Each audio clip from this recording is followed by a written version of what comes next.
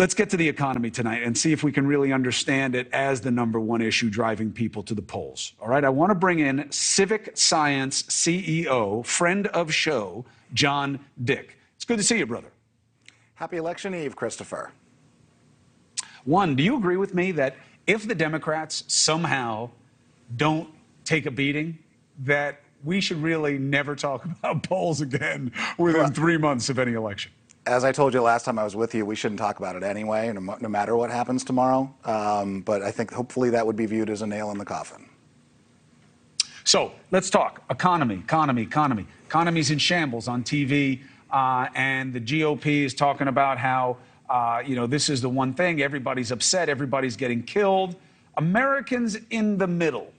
Is there a disparity between what we're being told by right and left and what the reasonable majority feels? I mean, to some extent, yes. I mean, look, first of all, we have to be very respectful of the fact that there are parts of this economy and part of our fellow citizens that are being hurt badly by the current economic circumstances, no question about it.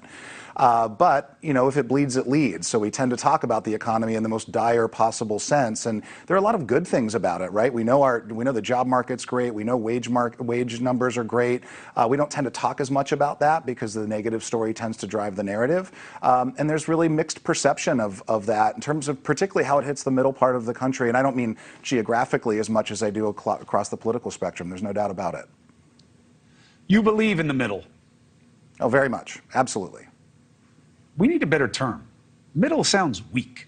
You know what I mean? It seems like you lack direction. You don't know where you want to be. I don't like center either. Messaging matters, though.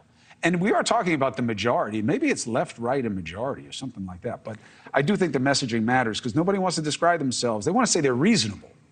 When we're talking about the extremes in economic sentiment, worse versus better, Americans have a net negative feeling about the future of the economy, but it's not that simple for you.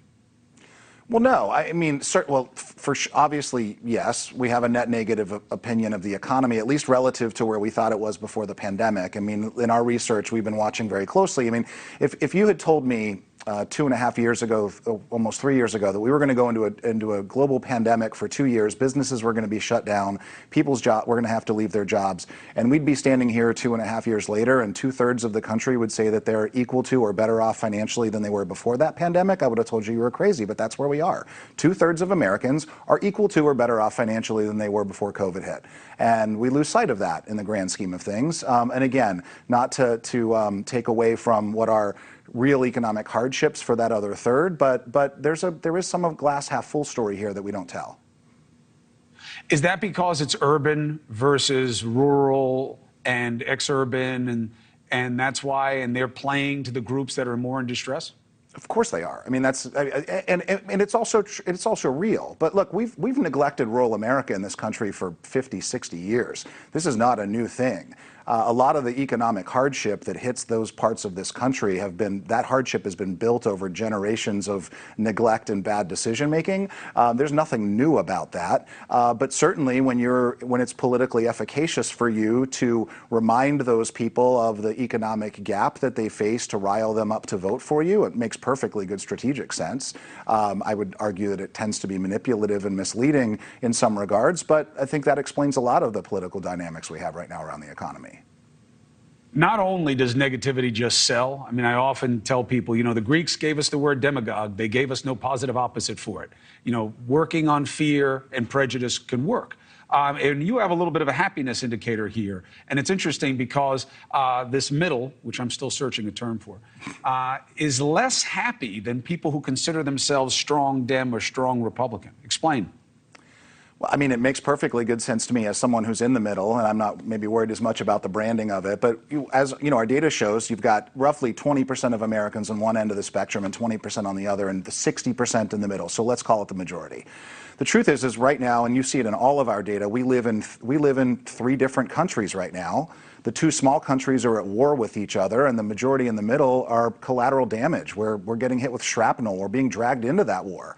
And of course we're unhappy about that. 60% of Americans, give or take, have to show up at the polls tomorrow and vote for the person they think sucks the least, right? That's the country we've created right now. And yeah, it doesn't surprise me at all that large group in the middle is unhappy. Hey, thank you for watching. Please go to newsnationnow.com, newsnationnow.com, and you can find NewsNation on your television provider. And don't forget to click the red subscribe button down below.